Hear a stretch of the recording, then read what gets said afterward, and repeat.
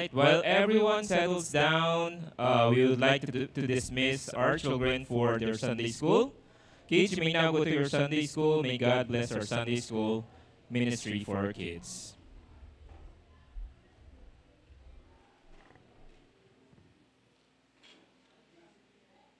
Again, good morning and welcome to GCF Antipolo here in WCC. May we all encounter the Lord in a special and personal way in this worship experience.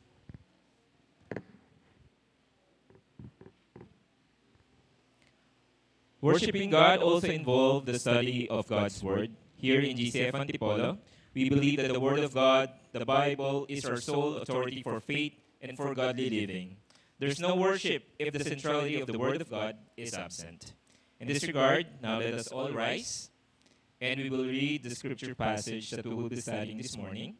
That is found in Genesis chapter 13, verses 1 to 18. Again, that's Genesis chapter 13, verse 1 to 18.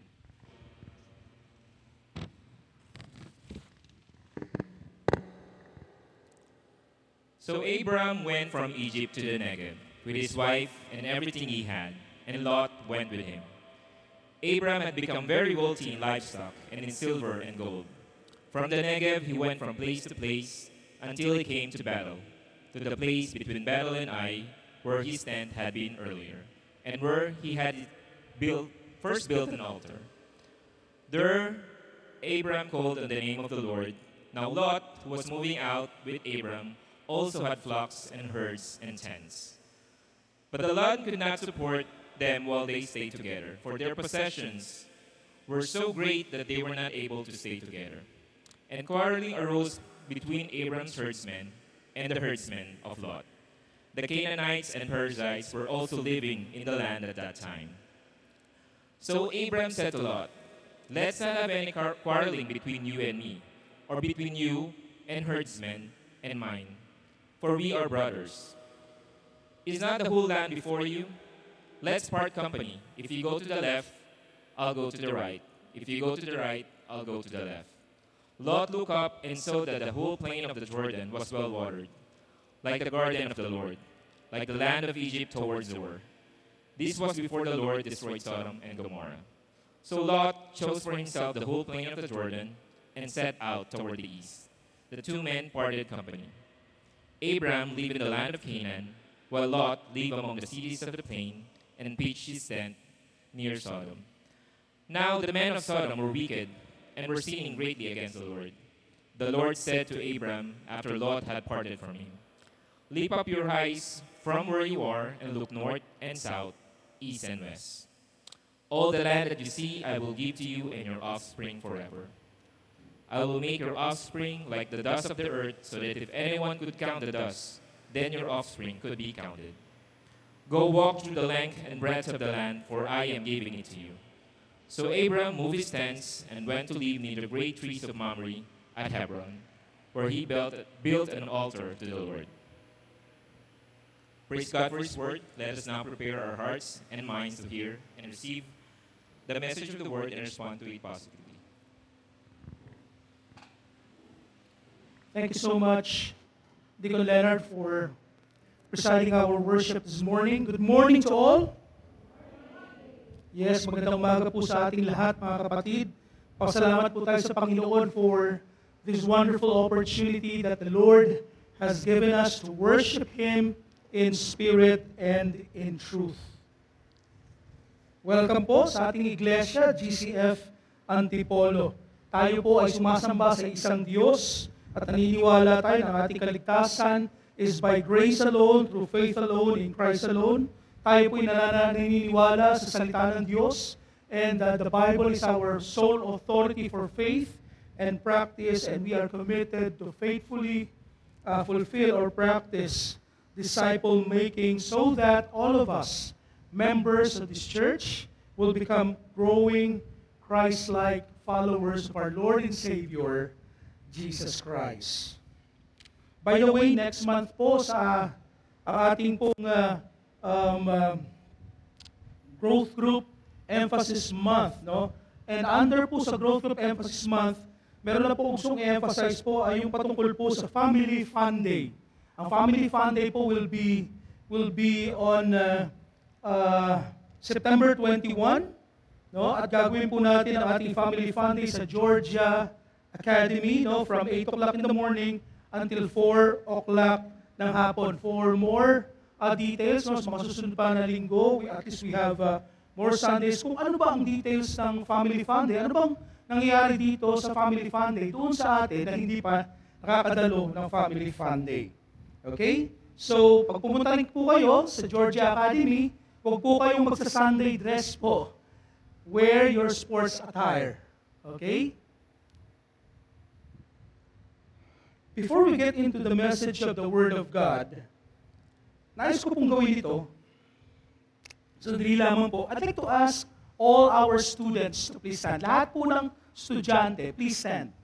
Kung ikaw ay estudyante sa elementarya, ikaw ay estudyante sa high school, college, no, graduate school, please stand.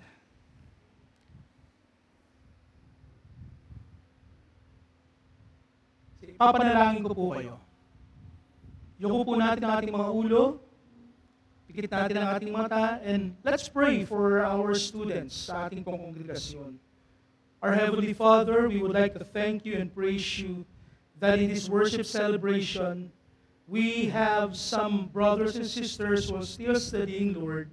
Some of them are in high school, elementary, Lord, graduate school, college, Lord, and I'm committing them to you right now.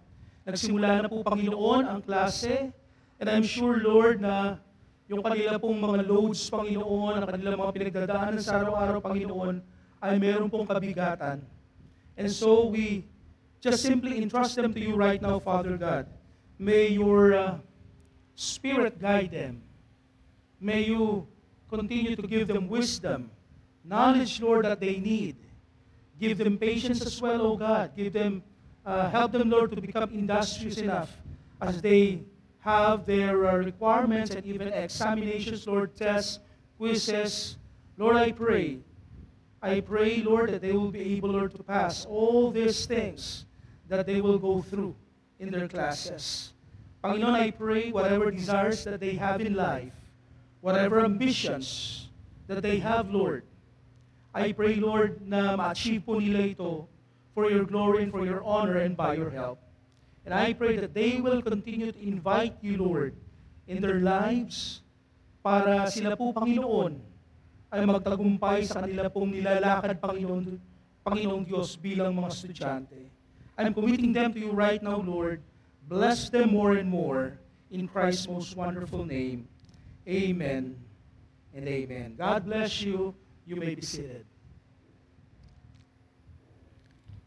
Let's continue our sermon series, and we're doing a sermon series on the book of Genesis entitled Let the Journey Begin, and we are dealing with the life journey of Abraham.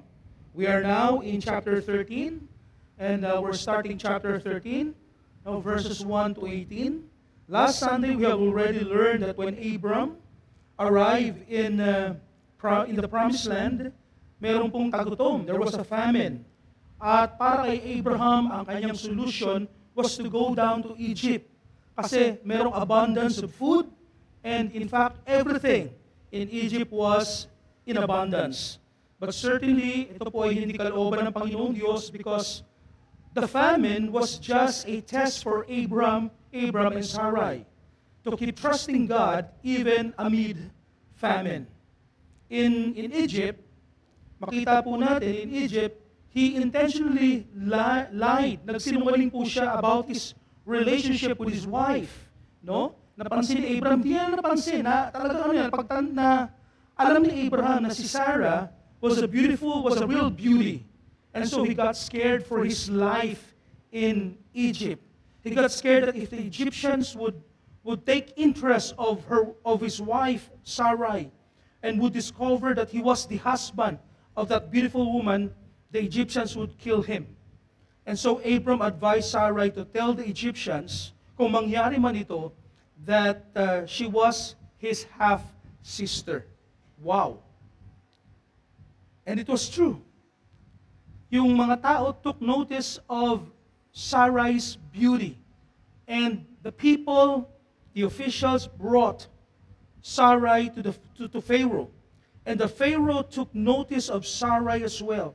And she was brought into his palace. The Pharaoh rewarded Abram, with riches, with animals, with flocks, with people, with servants, for Sarai's sake, and probably intending the reason was to marry her. But eventually, ano pong ginawa ng Panginoon Diyos?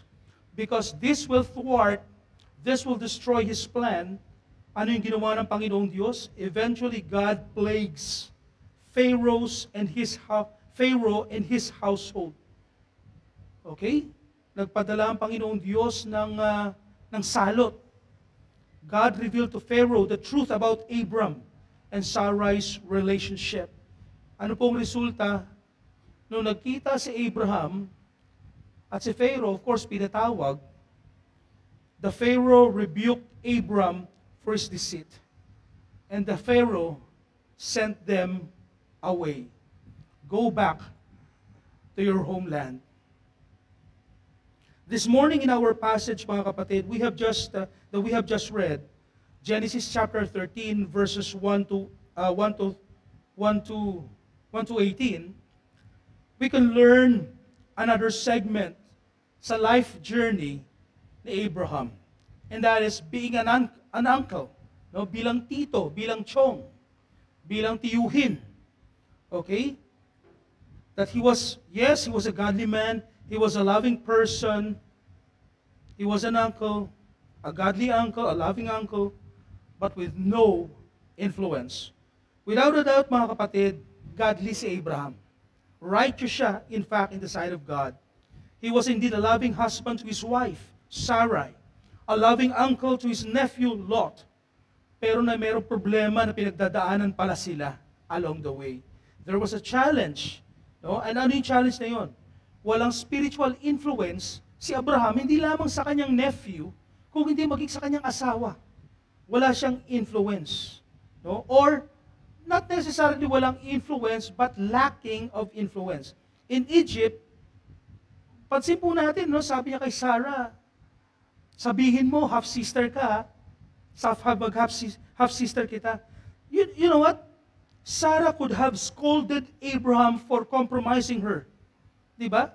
Sarah could have decided sa kanyang sarili na mag-separate na tayo because Abraham put her in danger. After the incident in Egypt, Sarah could have done those things. Pero ano po nangyari? Hindi siya hiniwalayan ni Sarah.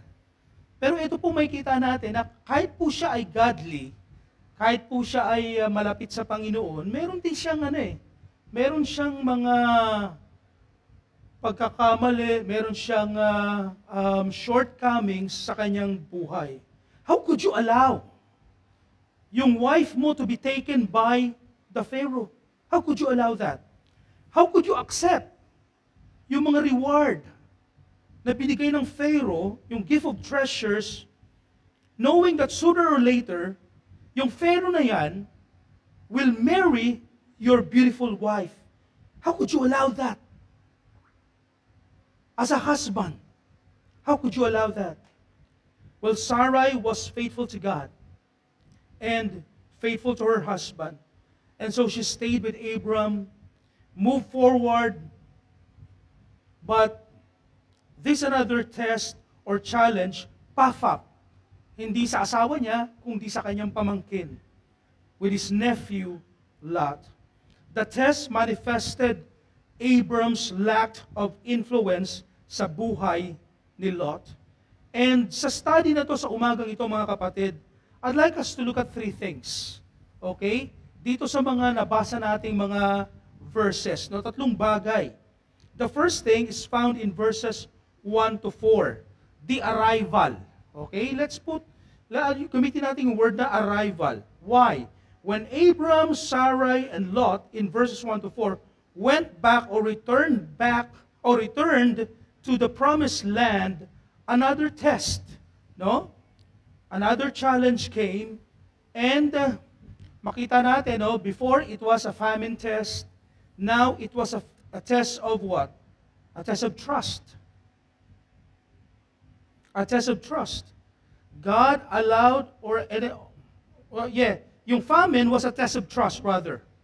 God allowed yung famine to be in the promised land when Abraham, Sarah, and Lot arrived there, from their journey from Haran, from the city of Haran.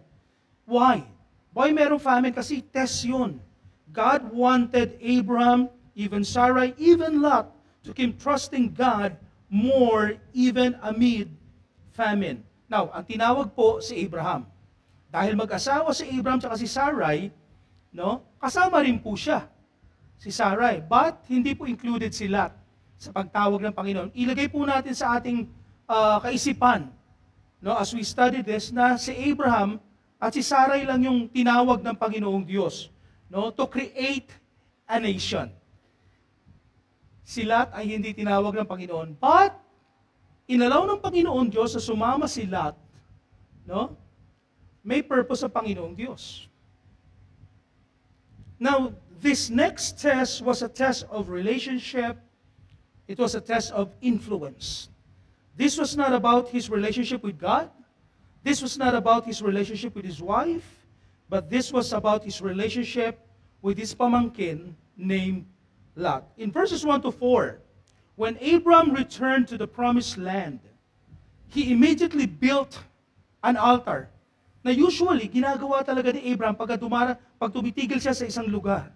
He built an altar to commune with God. However, his nephew Lot and his wife Sarai were not with him. Okay?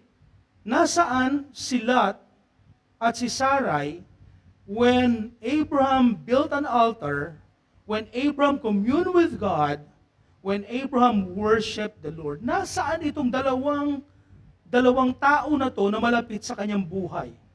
Last Sunday, we learned that as Abraham traveled from place to place, he would stop not just to rest for a while, but he would also build an altar to commune and worship the Lord.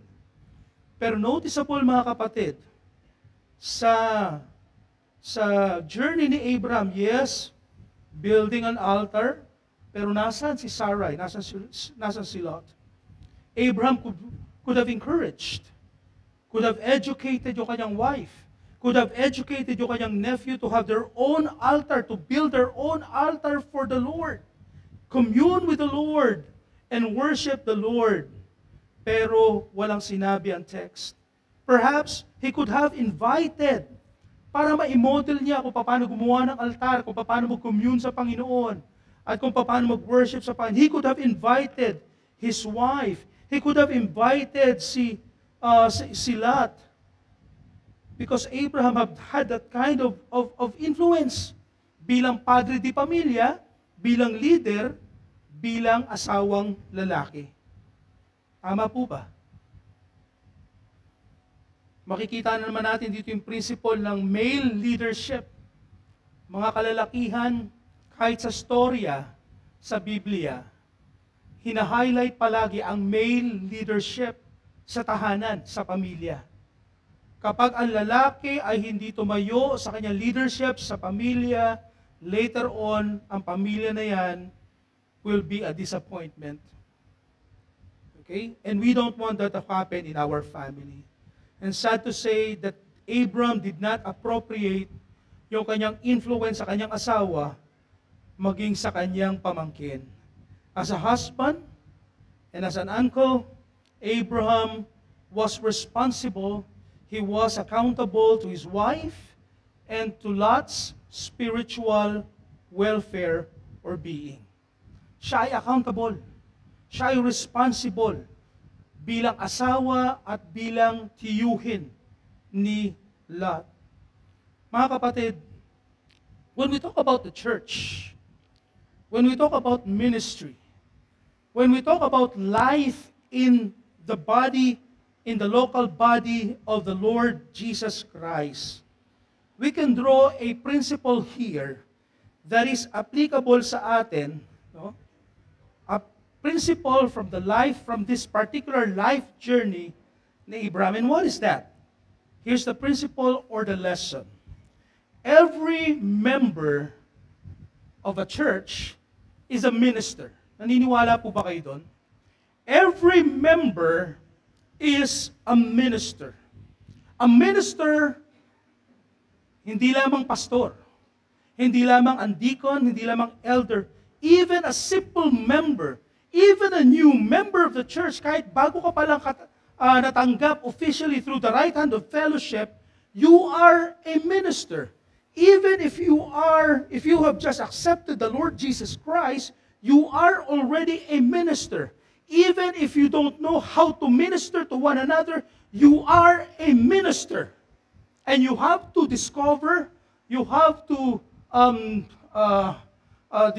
you have to demonstrate yung spiritual gift na meron ka, yung talent na meron ka na binigay ng Panginoong Diyos for His service and for His glory. Why?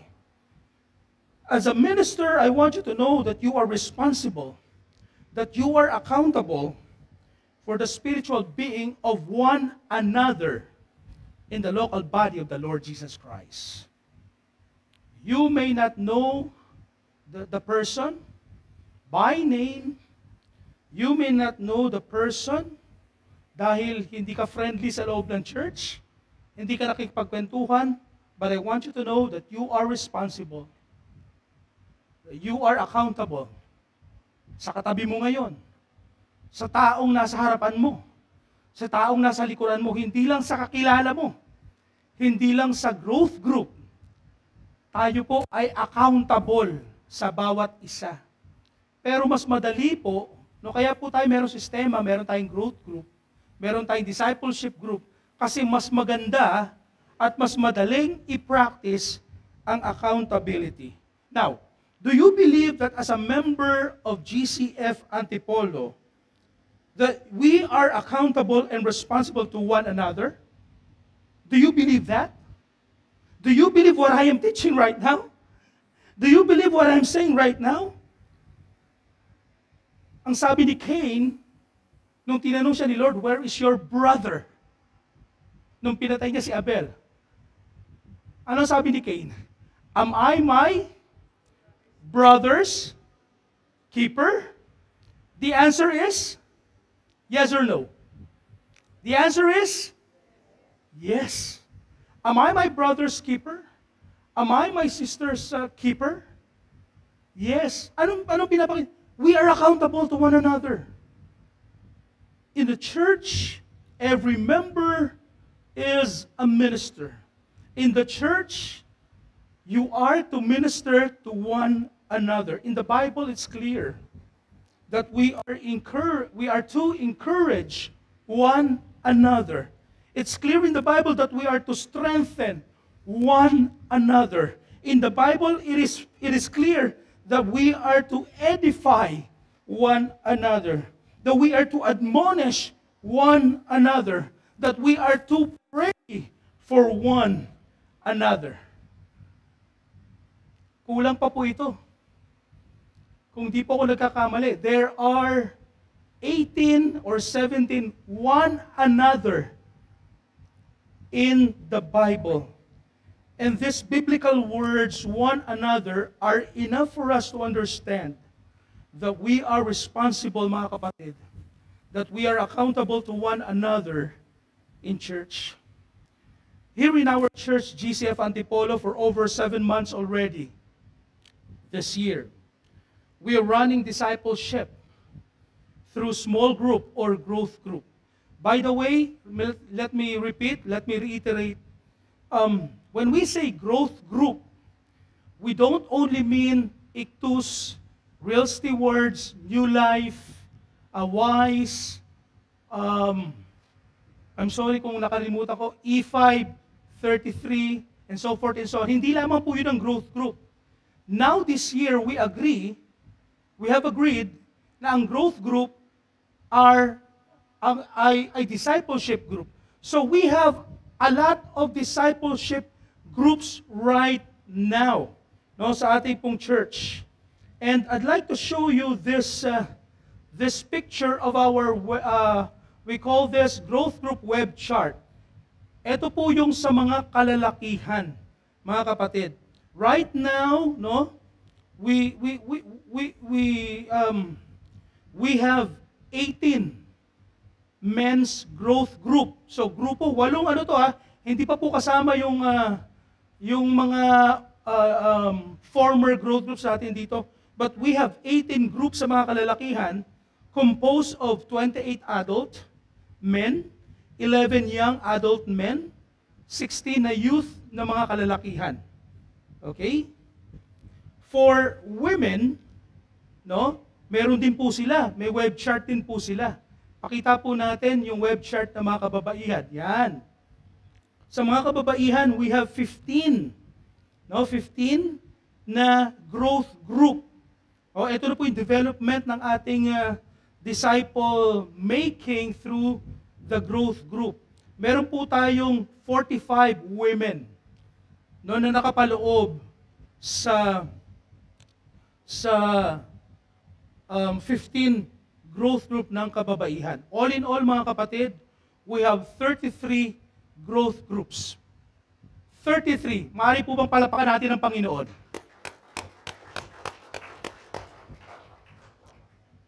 33, not because we're good. 33, not because we're masipag. 33, because it is by the grace of God. Niloob ng Panginoon. Kasi dinesire natin, mga kapatid, yung kalooban ng Panginoon. Naniniwala po ba kayo na kalooban ng Panginoon, na plano ng Panginoon Diyos ang discipleship? Yes or no? Yes. Why? It's in the Bible. Matthew 28:18, 19 and 20. That's the Great Commission. And the main thing there is make disciples. The main thing in the church is not ministry. No? It's discipleship. Your main thing in life is discipleship. That is why I encourage you to do devotion, prayer time, read your Bible, kasi part yun ng disciple making natin o disciple making natin personally. So 33 growth groups, praise God, hallelujah. Yung 33 growth groups ito, 100 church members. Hindi ko na po patataasin ang kamay kung sino yung 100 church members na nandito ngayon sa ating pong mga growth group. But I hope and I pray that as we pursue disciple making in this church, you na hindi pa nakakasama sa grupo, eventually you will join. Why? Because the best way to exercise responsibility to one another, the exercise of being accountable to one another can be found in disciple making in the growth group. You may not believe me or not, but I tell you, the only way we could be responsible and accountable to one another here in this church is by doing discipleship through the growth group. And I would like to honor yung ating pong mga leaders na nangunguna ngayon sa ating mga growth groups, yung ating mga former na growth groups at yung mga bagong growth groups. I'd like to honor you and thank you dahil sa paglilingkod ninyo sa Panginoon. Kahit ako po'y pastor, kailangan ko rin po ma-encourage. And I'm so encouraged by this report na create po ng ating isa sa mga elders, si Kuya Ray Ibasco. Maraming salamat. Praise the Lord. Mga kapatid, pag hindi po natin ipinagpatuloy ito, magsisimba lang po tayo tuwing linggo, pero hindi po tayo magiging responsable sa bawat isa. Magsisimba lang po tayo tuwing linggo, pero hindi tayo magiging accountable sa bawat isa. Let me say this in love, magiging wala tayong pakialam sa bawat isa. Ang magiging punteriya lang po natin, magiging focus natin ay magsimba tuwing linggo. And we don't want that to happen in this church.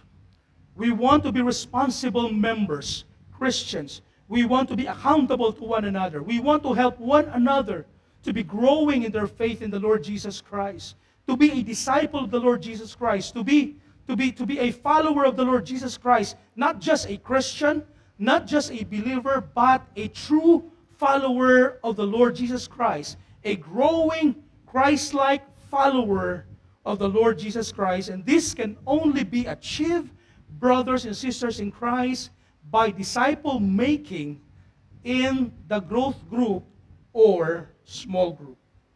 The second thing that we can learn is not only the arrival. The second thing is found in verses 2 and 5. Verses 2 and 5, that is the acquired wealth. The acquired wealth. In verse 2, we can learn that in Egypt, Abram's wealth increased as Pharaoh gave him riches and servants. Abraham had become very wealthy in livestock, sabi ng verse 2, and in silver and gold. Saan po nanggaling yan? Hindi po nagnegosyo si Abraham sa Egypt. Yan po ay nanggaling kay Paraon ng Ehipto. So when Abraham went into Egypt, the Egyptian men, makita po natin, so that Sarai was very beautiful, was a very beautiful woman. In fact, even some Pharaoh's official, sabi ng salita ng Diyos, notice Sarai. At yung mga officials ito told Pharaoh how beautiful she was. And so these officials took Sarai to Pharaoh's house. And Pharaoh was kind to Abraham. Nung nakita niya na kabigha-bighani pala to si Sarai, no? Na half-sister, na sabi ni Abraham, half-sister ni Abraham, no? Pharaoh thought na totoo nga, sila nga ay mag-half-brother, half-sister. Anong ginawa ng Pharaoh? He gave Abraham sheep, cattle, donkeys, camels, and men and women servant. No? Well, sa puntong ito mga kapatid, I just want to say that in Egypt, kung ano yung nangyari kay Abraham wasn't all bad. Di po ba? Parang ganun no? Kung hihinto lang ako doon, parang hindi naman lahat na nangyari doon sa kanya pagpunta niya. Hindi nga kalooban ng Panginoon, pero pagpunta niya sa Egypt, yumaman pa nga siya No, yumaman, binigyan pa nga siya ng mga ginto at pilak. Binigyan pa siya ng maraming tao para maging katulong niya sa kanyang tahanan. So makita po natin dito na what happened to Abram wasn't all bad since Pharaoh gave him so much wealth and servants and people.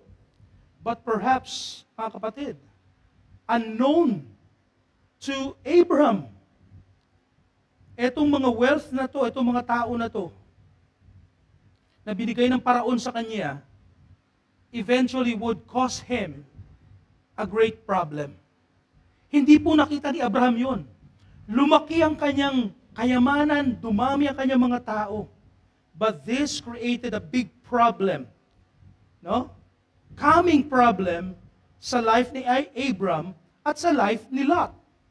And the big problem is that everything, mga kapatid, that Abraham received in Egypt, everything, no? Na kanyang tinanggap sa Paraon, later caused him so much trouble. In fact, if we advance or move forward, makita po natin in chapter 16 ng Genesis, mamimit po natin ang babaeng si Hagar. Si Hagar ay hindi Hudyo. Siya ay Egyptian woman. Ang tanong, saan nanggaling si Hagar? Egypt, kay Pharaoh. Sino si Hagar sa buhay ni Abraham at ni Sarai? Later on, we can find that this Hagar had relationship with Abraham at ang kanilang anak ay sino? Si Ishmael. Later on, Hagar brought division and sorrow in the family of Abraham and Sarai. Saan galing si Hagar? Egypt, an Egyptian woman. Now, let's move. Moving forward, in verse 5, it is also good to note that when Abram brought his nephew Lot to Egypt during the famine, I believe that Abram underestimated the impact of Egypt's wealth on Lot's character. Kasi po, yes, there was abundance in Egypt, but this was the first time, I believe, of Abram and Lot to be in Egypt. Sabi ng verse 5, now Lot, who was moving about with Abram, also had flocks and herds and tents. Now, hindi lamang po mga kapatid si Abraham ang yumaman. Yumaman din yung kanyang pamangkin. Nagkaroon din siya ng mga hayop. Nagkaroon din siya ginto. Nagkaroon din siya ng maraming tao, maraming servants. Yumaman din si Lot. And so in Egypt, Abram got really, yumaman siya ng gusto. At the same time, yumaman din talaga yung kanyang pamangkin din. So when they got back sa Promised Land, nung bumalik sila sa Promised Land sa Canaan, the Canaan land could not contain them anymore. Dahil sa sobrang laki ng kanilang mga ari-arian. Sobrang dami ng tao, sobrang dami ng hayop. Now, the Promised Land could not contain yung tao nila, yung properties nila. Now, at that time, sabi ng Bible, nandyan pa yung mga Canaanites. Now, may mga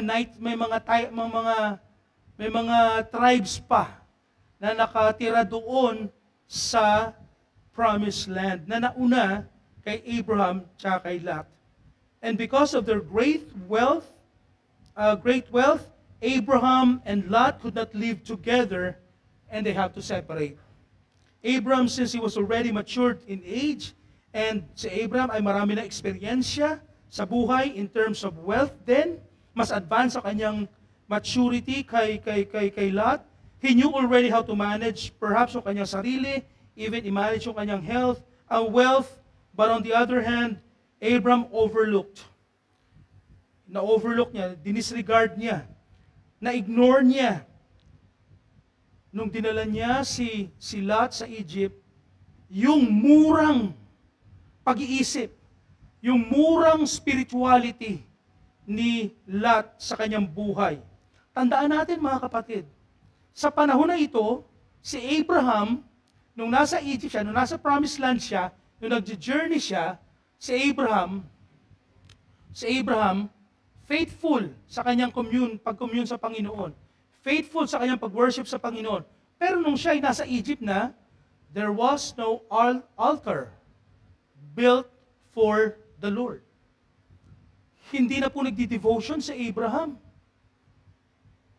So, anong resulta? Wala na rin nakikita, wala na rin namumodelo sa Abraham kay Lot doon sa Promised Land, sa Egypt.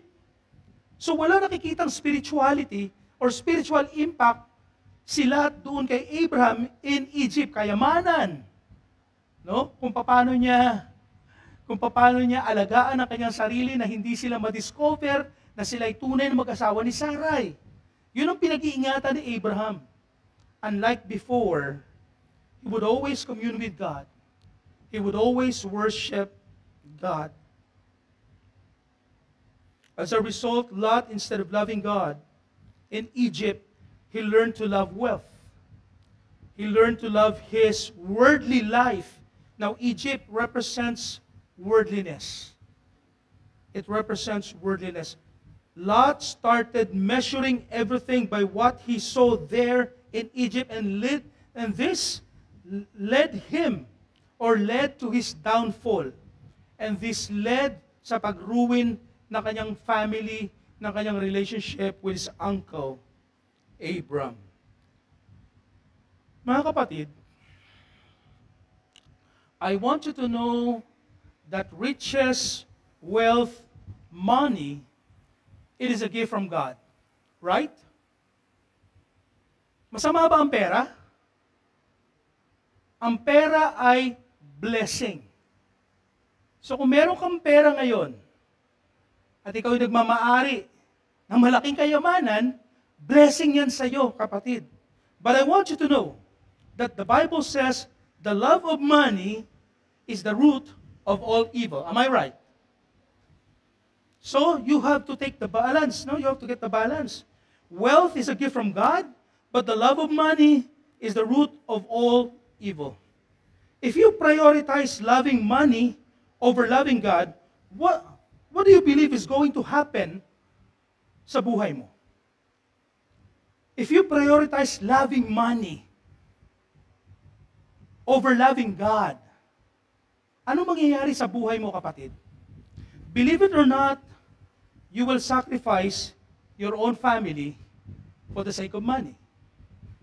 You will sacrifice any relationship because of money, including things in your life. Yung mga things na binili mo at gustong-gusto mo, pero dahil wala ka ng pera at dahil kailangan mo ng pera, isa-sacrifice mo to, kailangan ko ipagbili to. Hindi naman po masama yun. Pero sometimes sumusobra.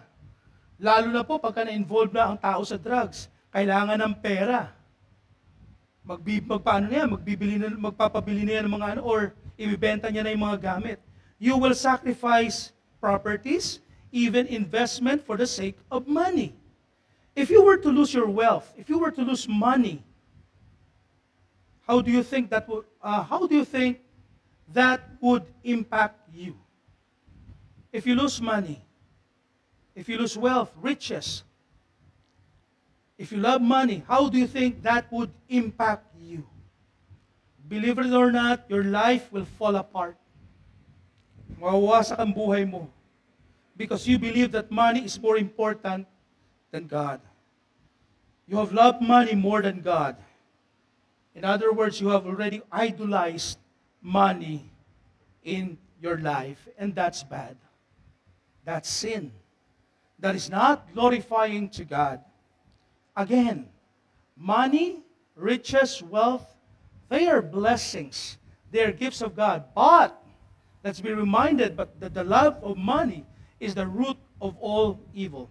The Bible is clear when it says in Matthew chapter 6, verse 4, no one can serve two masters, for either he will hate the one and love the other, and he will be devoted to one and despise the other. You cannot serve God and wealth. Hindi po pwedeng dalawa ang ating dalawang Diyos natin. Hindi rin natin pwedeng sabihin, sana dalawa ang puso ko. Hindi po pwede, mga kapatid. When the Bible says no one can serve two masters, no one, absolute. Hindi ibig sabihin, it is hard to serve two masters. No. It's no one. When you learn to love money in your life, it will certainly begin to control you. And without a doubt, money will eventually disappoint you. You're doomed because money is just one of the things in this world. Money is just one of the blessings, but money is not God. Money doesn't have life. Life comes from God. God is the blesser. Money is just a blessing from the blesser. Okay? Bakit ko sinasabi ito? Because today, hindi natin maiwasan, mga kapatid. Nagmamahal ang mga bilihin, grabe ang mga pangailangan, grabe din yung invitation ng kaperahan sa atin. And if we are not careful, mga kapatid, sa kapangyarihan ng pera, ng kayamanan sa buhay natin, more than sa nagbibigay ng pagpapala sa atin, mga kapatid, delikado ang ating buhay. We must prioritize the blesser more than the blessing. Okay? Again, wealth is a gift from God.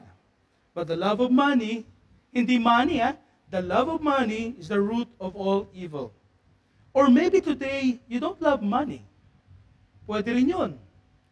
But whatever it is that you love, whatever it is that controls you, today, something that is over and above God in your life, it may be yung career mo, it may be yung job mo, It may be yung business mo, malaki man o maliit na business.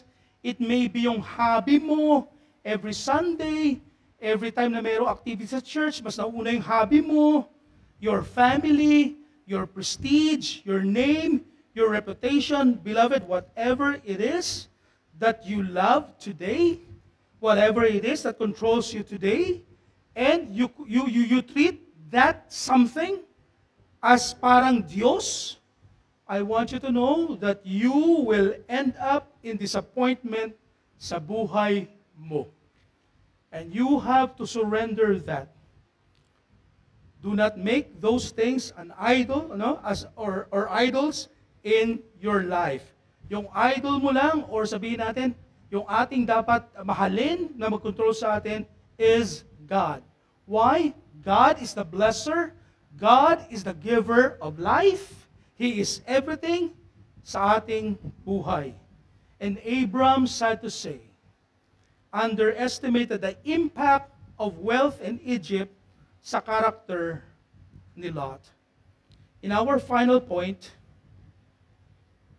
let us look at how Egypt's wealth really affected Lot, yung character ni Lot. Verses 6 to 13. Okay? If you have your Bibles with you, kung wala, nasa ating pong screen. But I encourage you to always bring your Bible.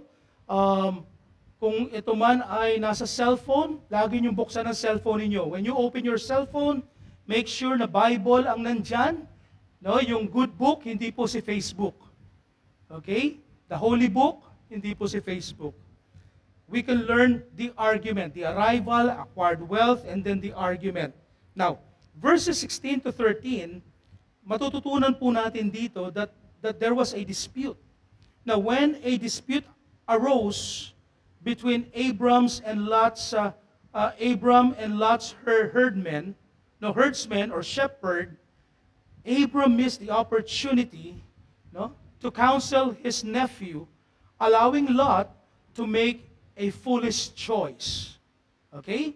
When a dispute arose between Abram's and Lot's herdsmen, Abram missed the opportunity to counsel his nephew, allowing Lot to make a foolish choice.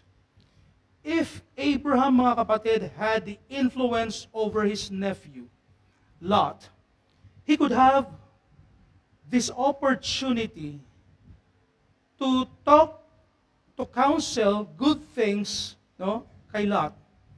Gave him his wisdom, kasi mas mature siya, mas marami siyang karanasan sa buhay. He could have given him words of wisdom on the matter. But sad to say that at this point, it was obvious na wala pong impluensya sa buhay ni Lot sa Abram. Yes, pamangkin. Pamangkin, walang problema. Susunod ako sa kapupunta, pamangkin mo yan eh. No? Umaasa yan sa'yo eh. Umaasa yan sa, pakakainin mo siya sa kanyang hapagkainan, sa inyong hapagkainan. Umaasa yan sa'yo. Pamangkin mo yan eh. At the same time, I want you to know, parents, na umaasa din sa inyong mga anak.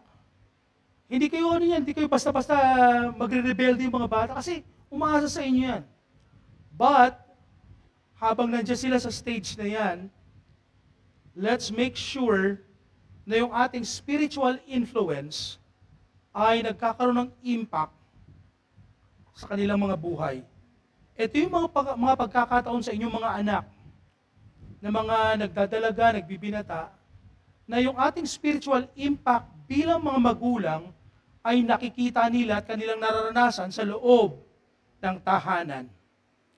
Kasi ang magiging problema, mga kapatid, kapag yung impact, yung worldly impact, paano ito? Mas maraming worldly impact na naranasan sa labas ng bahay.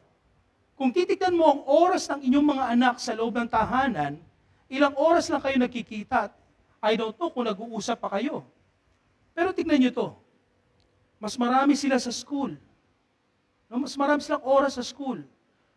At yung mga teachers nila na hindi tawag nila. Well, I'm not saying na lahat ng teachers na unbeliever ay masama. No, hindi po ganun.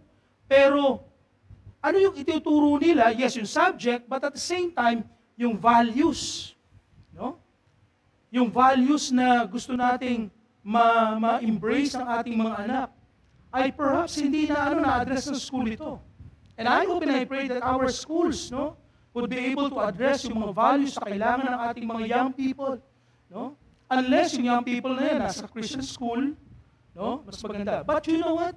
Anuman oras, ilang oras man natin kasama ang ating mga anak, ilang oras man natin silang nakakasama, let's make sure na yung impact natin, yung spiritual impact natin, ay kanilang naranasan. No? Let's always grab the opportunity to talk to our children, to talk to the young people, kahit yung tipong kwentuhan lang, hindi yung masyadong formal, no? Na makikita nila at ma-feel nila na sila ay mahal, na sila ay kinikare. Maaaring sabihin natin, Pastor, kinikare naman namin sila eh. Actually, we provide everything. Hindi lang po sa mga bagay, mga kapatid. Hindi lang po sa mga bagay, maging sa mga bagay na hindi rin nila nakikita. And those things that cannot be seen by our naked eye are the spiritual things. No? Na pwede nating impart sa kanila. Kaya tayo mga magulang, dapat tayo din ay patuloy na mag-aral ng salita ng Panginoon. I-google natin ang ating mga panahon sa growth group, sa discipleship. Makinig tayo sa salita ng Diyos. Mag-aral tayo ng salita ng Diyos. Para pag dumating ang pagkakataon, mga kapatid, na kailangan ng ating mga anak, ng mga young people, ang ating wisdom, ang ating counsel, meron tayong maibibigay sa kanila. In verses 6 and 7, let us know first the argument. What was the argument about? Ano bang pinag-aawayan? Abram and Lot had so many animals. No? Dahil nireward nga sila ni Pharaoh, that the land could not support both of them together. Sabi nga ng verse 7, nandun pa yung mga Canaanites, the Perizzites, were also living in the land at the same time. Na kung saan, ito yung malalaking tribes din. Okay? The shepherds of Abraham and Lot began to argue. Hindi naman talaga nila problema ito eh. Ito yung problema ng kanilang mga servants, ng kanilang mga nag-aalaga, ng kanilang mga tupa, ng kanilang mga baka, ng kanilang mga animals. No? It was a problem.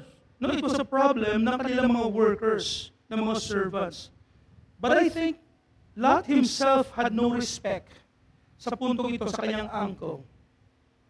Alam naman ni Lot na siya ay nasa bubungan, pamamahala ni Abraham, pero pakita natin na siya kagad ang unang nag-react negatively sa pangyayari.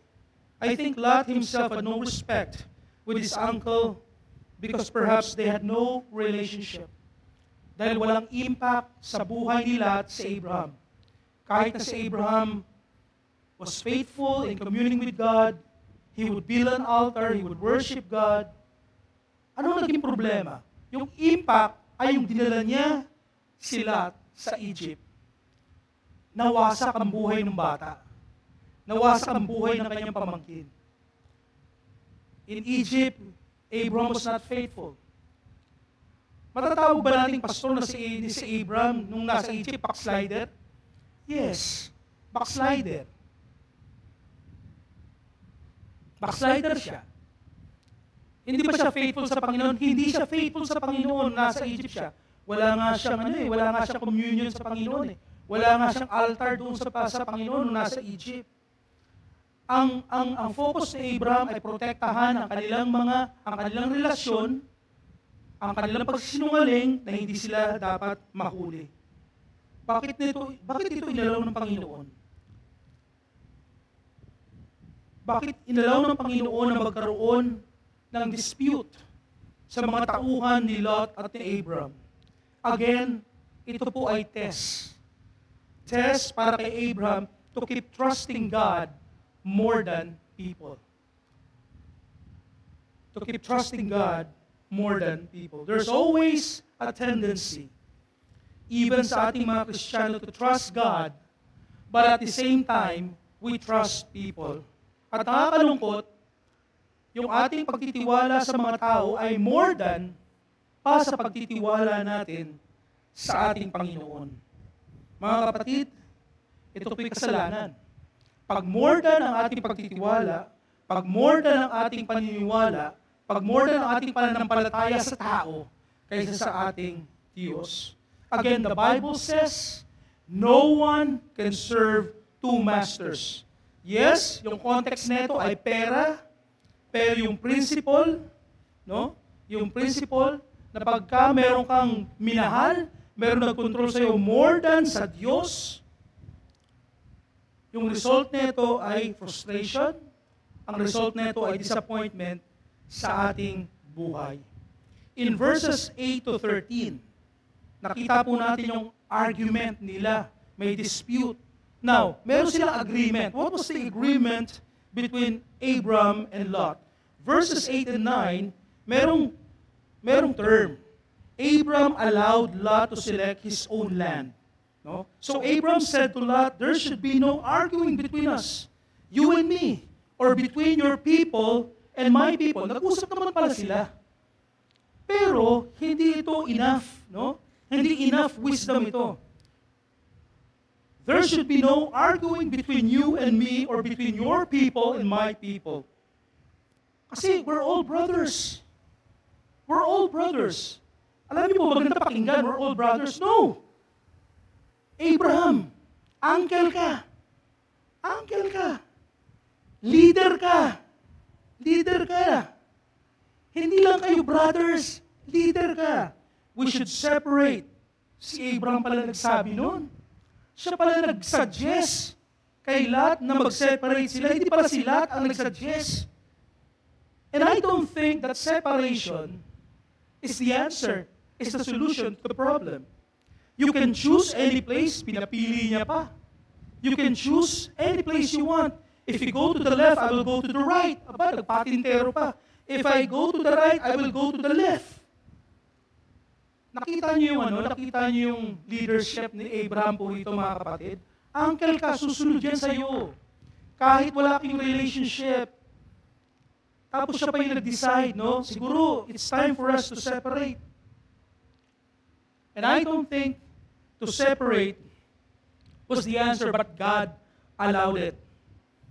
In verses 10 to 13, there was the tragedy. Merong term, merong tragedy. Lot foolishly chose land close to the morally perverted city of Sodom and Gomorrah.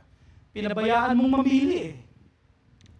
Siguro hindi rin napansin ni Abraham yung city of Sodom and Gomorrah. Perhaps na-overlook din, no, disregard din ni Abraham. Inignore niya rin na hindi naman siguro pupunta doon at titira doon si Lot. But later on, makita natin sa story ng buhay ni Lot na little by little, Lot was moving towards Sodom and Gomorrah until the time na talagang doon na sila nakatira sa loob ng Sodom and Gomorrah. Lot has no devotion. Because Lot has no devotion, he was worldly in his desire. He was worldly in his actions. He was worldly in his ambition, in his desires. He was worldly. And because he was worldly, he was very wrong in his decision. And ito po dapat ay nasakop ng influence ni Abraham. But sad to say, it was Abraham who said, let's separate. Choose any place you want to go. If you go there, I will go there. If you go here, I will go there. Pumili si Lot. Si Lot hindi ready na pumili. Alam niyo po, mga kapatid, pag ikaw ay hindi malapit sa Panginoon, kapag ikaw ay hindi ka faithful sa prayer time mo, pag hindi ka faithful sa pagbabasa mo ng salita ng Panginoong Diyos, I encourage you not to make a major decision sa buhay. I encourage you not to make any decision sa buhay mo at sa family mo. Why? Because at that time sa buhay mo na hindi ka nagdi-devotion, na hindi ka nagpipray sa Panginoon, just like Lot, you are weak in your devotion. You have no devotion. And because you have no devotion, yung desire mo at that time is worldly. And so, when you make a decision, wrong and worldly yung magiging decision mo. The best time to make a decision is when you are communing with God, when you are worshiping the Lord, when you are near with the Lord, na halos naririnig mo ang boses ng Panginoon sa lapit mo sa Panginoon. Kasi hindi mo malalaman ang sagot ng Panginoon. Kasi hindi magsasalita ang Panginoon sa iyo ng Deus, eto gawin. No. Gusto mong marinig ang salita ng Panginoon, ang boses ng Panginoon, mga kapatid? Paano marinig ang boses ng Panginoon? How? Tell me. You open the Bible and read His Word.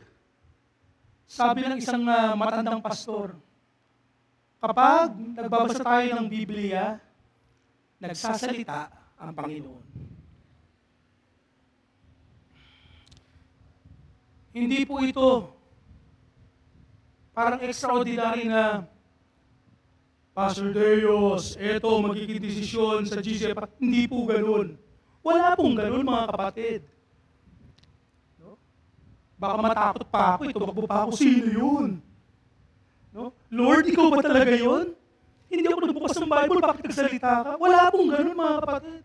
The only way that we can know the will of God is the Word of God. The Word of God.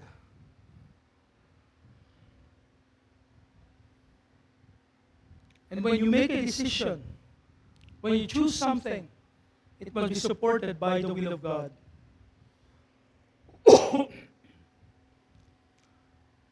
Lot looked and saw the whole Jordan Valley. He saw that there was much water there. This was before the Lord destroyed Sodom and Gomorrah. At that time, the Jordan Valley all the way to Zoar was like the Lord's garden. This was good. Yung pinili talaga ni Lot, sobrang ganda. Wala namang masama. Sobrang ganda. In fact, sabi ng Bible, yung pinili ni Lot, it was like the land of Egypt. And so, galing talaga si Lot doon sa mindset ng Egypt. At yung nakita niya yung lugar na ito ay kamukha ng Ehipto. And this is the best place for me and my family. But sad to say, it was for his disappointment later on. So Lot chose to live in the Jordan Valley. The two men separated. Lot began traveling east. Abram stayed in the land of Canaan. And Lot lived among the cities in the valley. Lot moved as far as Sodom. Mas lumapit pa siya, no? And made his camp there. Talagang doon siya nagkampo. The Lord knew that the people of Sodom were very evil sinners. Hindi lang sila sinner, evil sinners. Abram did not see, overlooked the impact of Egypt, yung wealth ng Egypt sa buhay, sa character ni Lot. Lot started measuring everything by what he saw there in Egypt. Abraham could have given the decision, Lot, let's not separate, let's settle this muna, usap tayo, no, hanggang sa masolve natin ito, usap tayo, pag-pray natin to, I want you to go with me, let's talk to the Lord. Alam po yun? Let's worship the Lord. Yun dapat yung ginawa nila ni Abram. Pero Abram missed that opportunity to equip, to educate, to influence his nephew. Lesson. What lesson can we learn here? Mga kapatid, the experiences and wisdom of mature believers are invaluable in discipling young believers, guiding them in their journey of faith or faith journey and decision making. Ulitin ko po, the experiences, karanasan, the wisdom of mature believers are invaluable in discipling young believers, guiding them in their faith journey and decision making. Mga kapatid, there is no shortcut. Discipleship. Walang discipleship sa pinag-usapan natin sa text. Pero pasok po ang discipleship dito. Discipleship is the key to guiding the younger generation in their faith journey and decision making. Do you want your children na someday when they decide ito ay sa Panginoon? Discipleship is the answer. Gusto ba nating makita 10 years from now, yung mga estudyante na tumayo, successful, victorious sa kanilang Christian life? Discipleship is the key. Discipleship is the answer. Discipleship is the only God-given way which will ensure the next generation na sila ay maging faithful sa Panginoon. So if we will not embrace, if we will not perform discipleship, if we will not embrace discipleship in our family, in our growth group, in this church, in our church, then we are on the way, mga kapatid, to failure. We are on the way to frustrations. We are on the way to disappointments. And the next generation, and then the generation next to them, will be a worldly generation. Believe it or not, it will happen without disciple making. Discipleship is the key. Believe it or not, discipleship is the God-given instrument. Pag hindi natin sinunod to, mga kapatid, at magkikreate lang tayo ng mga activities, magkikita lang tayo dito every Sunday, at walang disciple making na mangyayari, we are doomed as a church. Really, Pastor? Yes. Kasi hindi tayo sumusunod sa kalooban ng Panginoon eh. Hindi tayo sumusunod sa salita ng Panginoon. This generation, the next generation, and the generation next to them, they will not be in church. They will not be in church. They will be strangers from the Bible. They will be strangers sa pananalangin. They may be Christians, but they will practice paganism. What do you mean, Pastor? Christian sila, pero pagan sila. They will have a lot of idols sa kanilang buhay. Yes. Iiduluhin nila pera. Iiduluhin nila yung karir nila. Iiduluhin nila yung kanilang business and others and so forth and so on. Yun ang magiging itsura ng next generation without discipleship. They may be in church. No, they may be Christians. They may be in church, but their hearts are far from the Lord. Malayo ang kanilang puso sa Panginoon. Mga kapatid, in church life and ministry, there's no shortcut. There's no shortcut. Discipleship must be there. Whether you like it or not. Whether you believe it or not. Discipleship must be there. We should not compromise discipleship. Maraming magagandang 12 years ako sa GCF East.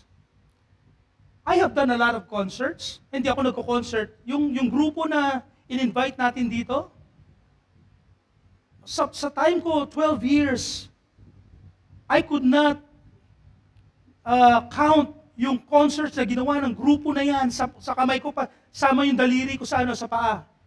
Napakaraming concert. Ang gaganda ng mga concerts with Raymond Lauchenko, with Tony Gonzaga, with Isay Alvarez and Robert Senya, but no discipleship. We have men's breakfast, professionals' breakfast, so forth and so on. We have even family fun day, but no discipleship. We have good relationship, but we have no discipleship. We have growth groups, but not a discipleship group.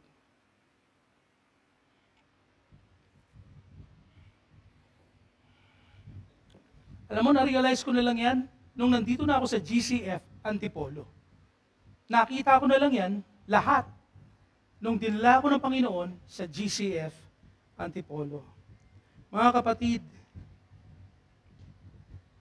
discipleship is the answer to ensuring the spiritual future of the next generation and the generation next to them. Are you willing to be an instrument of God to disciple the younger generation, guiding them in their faith journey, helping them make godly decisions? Are you willing? If that is your desire, what steps you will take to achieve it? If that is your desire, I want you to pray to have the desire to be a disciple of the Lord Jesus Christ. I think that's number one, and that should not be compromised. Before you do discipleship, first and foremost, you have to become a disciple of the Lord Jesus Christ. Someone should disciple you. Pastor, pwede bang si Jesus Christ? Pwede naman. Magiging accountable ba kayo? Makakapagkwentuhan ba kayo ng talagang matatanong ka ba niya, no? Or, pwede naman. Pero yung discipleship po sinasabi po rito, mga kapatid, ay yung merong tao na magdi-disciple sa'yo. Na yung tao niya yon, na-disciple din, at dinidisciple ka. Anong dapat pakita sa isang disciple ni Jesus Christ? Simple lamang po, mga kapatid. Nagbabasa ng salita ng Diyos. Ina-apply ang salita ng Diyos. Nananalangin araw-araw. Hindi lang para sa pamilya niya, sa kanyang sarili, ipinapanalangin niya rin ang simbahan, ipinapanalangin niya rin ang ibang tao. Pray also that God will lead you to the right person who will disciple you. No? Approach, after the worship, approach one of our elders, approach one of our deacons, approach me, and let me know, let us know of your desire. So we can make adjustment, no? Because most of the elders, yung mga elders po natin, mga kapatid, alam niyo po, we began talking about nagdi-disciple po ba ang mga elders. And we began sharing kung ano yung aming devotion, kung ano yung po yung impact sa amin ng aming devotion, at ano yung, pag ang elder, ang pastor, walang devotion, anong impact? Anong mangyayari? We began talking about it. And I suggest sa mga growth group po natin, please talk about your personal devotion as well. No? Gusto namin pong may desire po kami na ang bawat membro or bawat attendees ng GCF Antipolo ay nagdi-devotion. Nagdi-devotion po. Ganun po ka-seryoso. Ganun po ka-importante, kahalaga ang personal devotion, mga kapatid, sa buhay po natin bilang mga Kristiyano. In closing, verses 14 to 18, hindi ko na po babasahin ang mga verses, no? Pero dito po makita po natin, after Lot's departure, God again promised to make Abraham's descendants as numerous as the dust of the earth and to give them the land of Canaan. Inulit po ng Panginoon kay Abraham ang kanyang pangako. Nag-separate sila ng ways ni Lot, but the Lord, in His faithfulness, in His sovereignty, reiterated yung covenant niya kay Abraham. Remember that along the way, Abraham and his wife were the ones called by God. Hindi po kasama si Lot sa tawag ng Panginoon. In all of this, including Abraham's shortcomings, yung kanyang lack of influence or no influence sa kanyang asawa, sa kanyang pamangkin, including po yung kanyang mistake yung words niya sa kanyang mga decision, ano po yung response ni Abraham sa pangako ng Panginoon? Sabi po ng last verse, nag-create po uli, nag-build po uli si Abraham ng altar sa Panginoon. Our journey of faith sa mundong ito, mga kapatid, will certainly be a series of problems and challenges and difficulties along the way. We will always be put to a challenge. We'll always be put to a test. Anong plano natin? How do you intend? Pag ganitong buhay Kristiyano, akala natin free na tayo from problems and difficulties. Pero ang dami palang testing sa buhay Kristiyano. How do you intend to become a victorious Christian? Kung ganyan ang buhay Kristiyano, how do we intend? How do we plan to be victorious sa ating journey sa Panginoon? The practical lesson from all of this is simply, never abandon your altar. Never abandon your altar. You say it with me. Never abandon your altar. Stay in fellowship with the Lord, no matter what the circumstances may be. If you have committed sin, mistake, you have disobeyed God, and God is chastising or disciplining you, ano pong dapat natin gawin? Simply go back to the place where you left Him and make things right. Build an altar.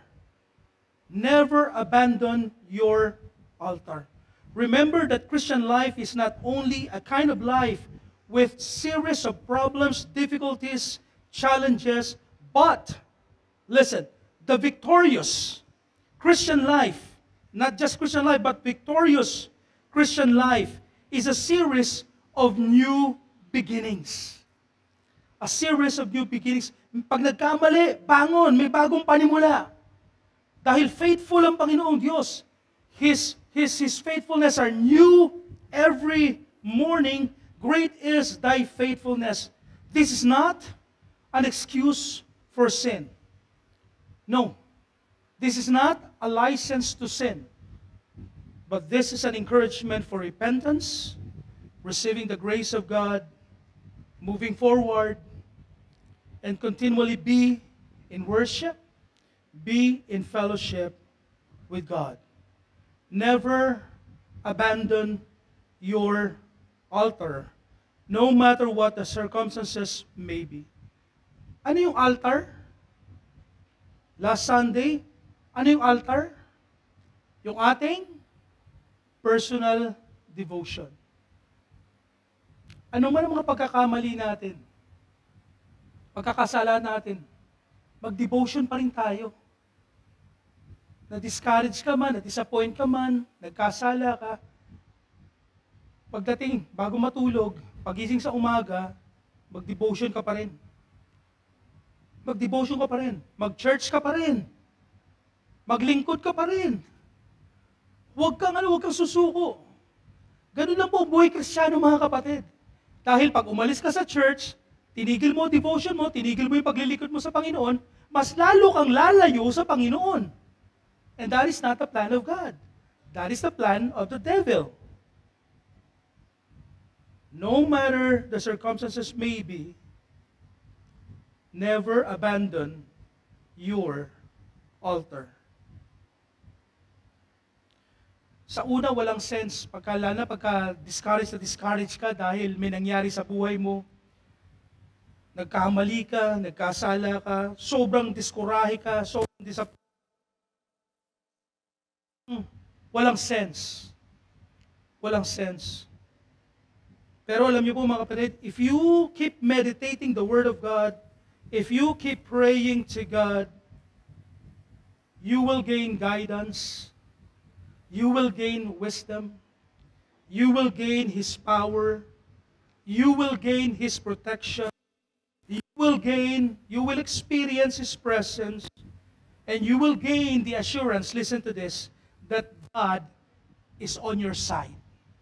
Yung devotion lang po natin, mga kapatid, ang makakapagsabi sa atin, may katiyakan, that God is on our side. Kahit po tayo ay nagkakamali at nagkakasala pa. Hindi po isipin na mamuhay ka sa kasalanan pag nagkamali at nagkasala. Okay? Hindi mamuhay sa kasalanan. Mga kapatid, in closing, if you have not responded positively to the last message last Sunday about performing your personal devotion, kung hindi mo nagawa yung devotion mo this week, huwag ka mag-alala. God is the God of hope. You can make another commitment to Him today. Would you bow your heads and close your eyes? In closing. And I want you to start talking to God. Lord, nag-commit ako last Sunday, hindi ko po nagawa yung commitment ko. Or you heard the message last Sunday, but Lord, I haven't made any commitment, but today you have spoken to me, Panginoon Diyos, through your word, through Pastor Deos. Lord, please, I'm committing my life to you. I'm committing, Lord, na maging seryoso po ako sa aking personal devotion.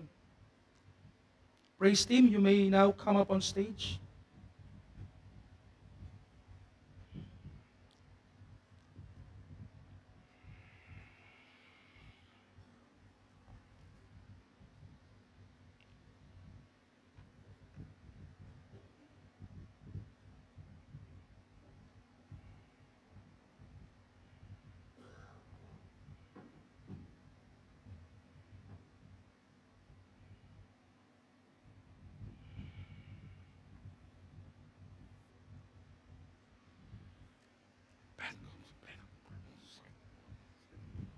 Play na kayo. Play na.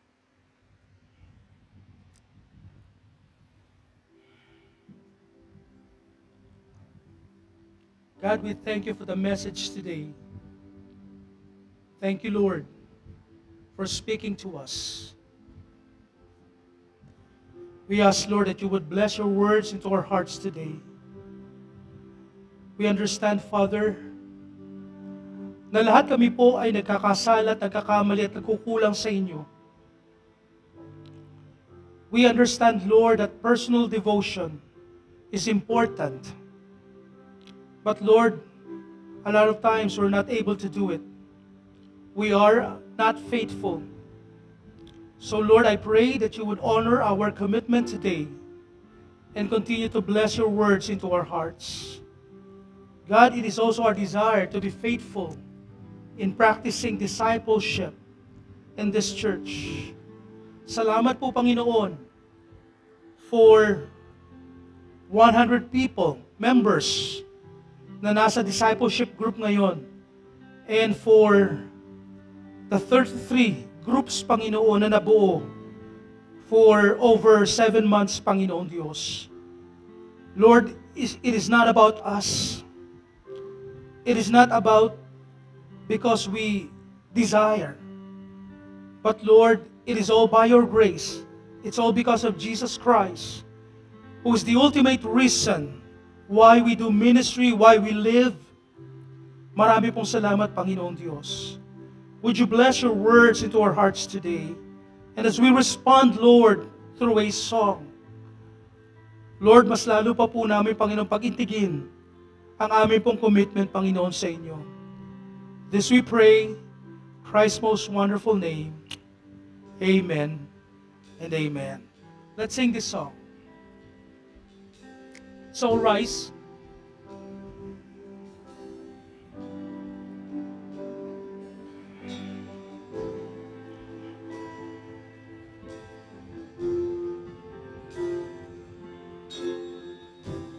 I worship you, my Lord, until the very end.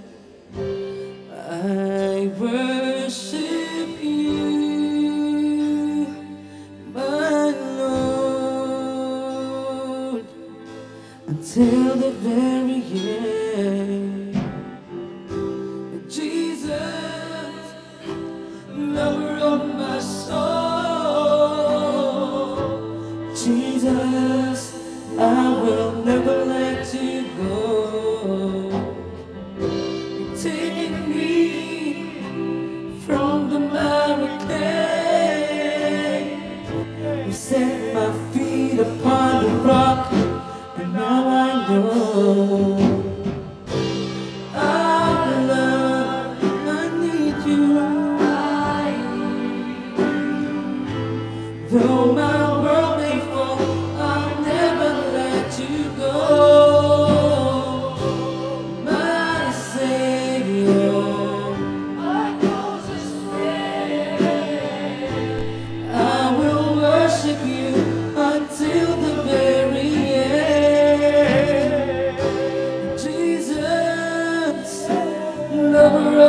my soul.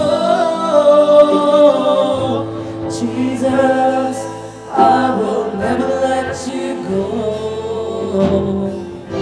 Taking me from the miry clay, you set my feet upon the rock, and now I go. I love, I need you. Though my world may fall, I'll never let you go. My Savior, my closest friend, I will worship you until the very end. I love you, I need you. Though my world may fall, I'll never let you go. My Savior, my closest friend, I will worship you until the very end. My Savior, my closest friend, I will worship you until the very end.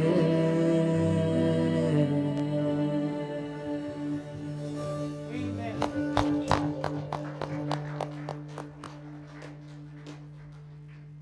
You may now take your seats.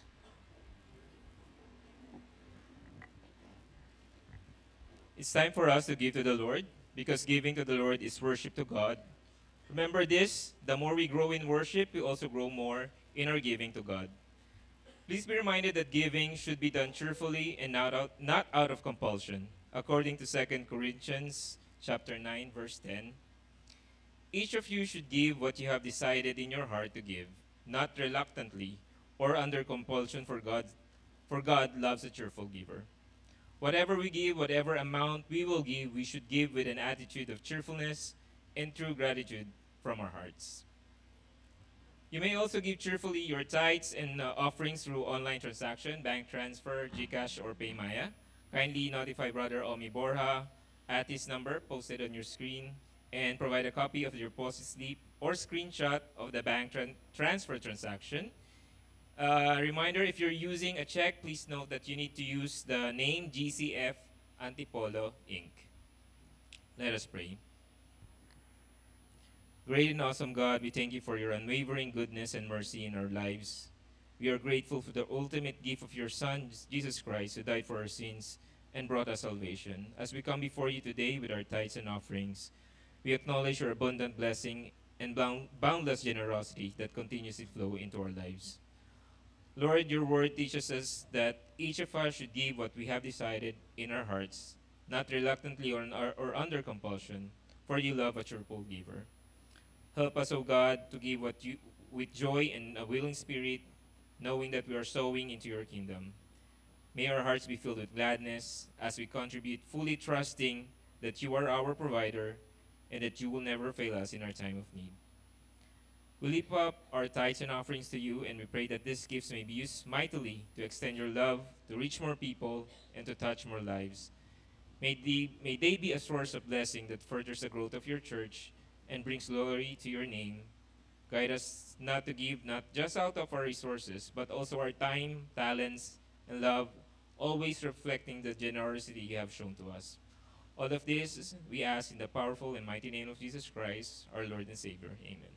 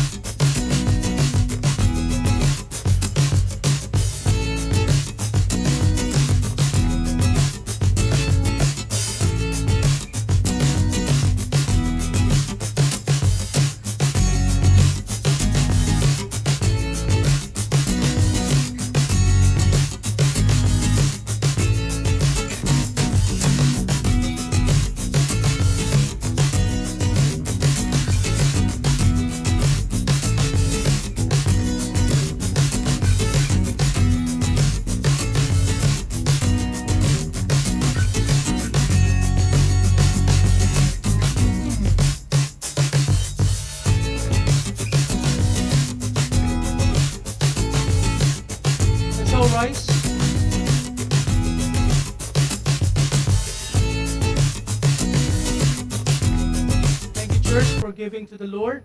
Let us close in prayer. Our Heavenly Father, we thank you for what you have done through this worship experience, Lord, in our behalf. We are so amazed, Lord, by the message of your word to us about the journey of Abraham, including his nephew. Salamat po, Panginoong Diyos, dahil inilagay mo po ito, Panginoon, hinayaan mong isulat ito, though ito po ay shortcoming, Panginoon, ni Abraham din, pero hindi mo po ito, Panginoon, tinago for us to have a lesson, Panginoon, ng aming din pong life journey na hindi po sa lahat ng oras, Panginoon, kami po ay nasa taas. Kalimitan din, Panginoon, bumababa din po kami.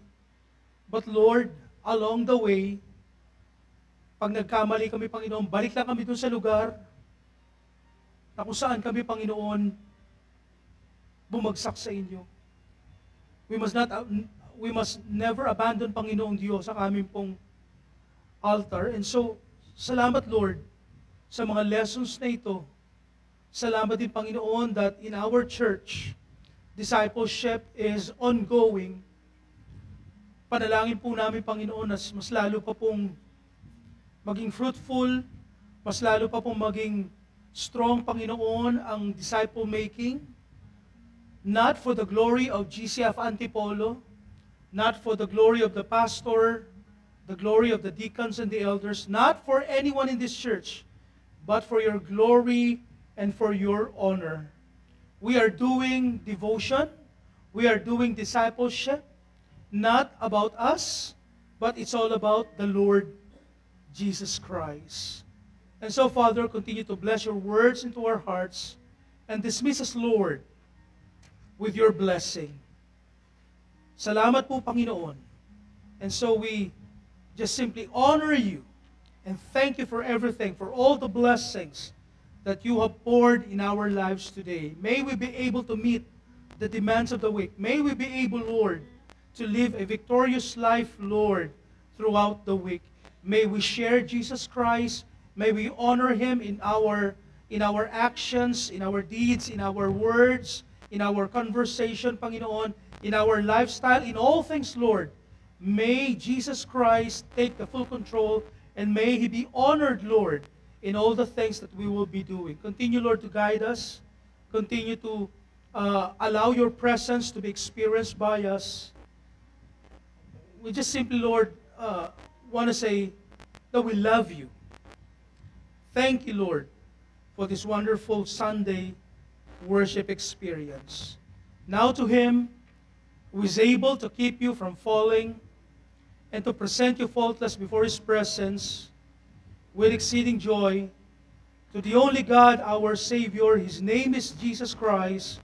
He is the author, the finisher of our faith. Be all glory, majesty, dominion, and power, both now and forevermore. And God's people will all say and declare, Amen and Amen.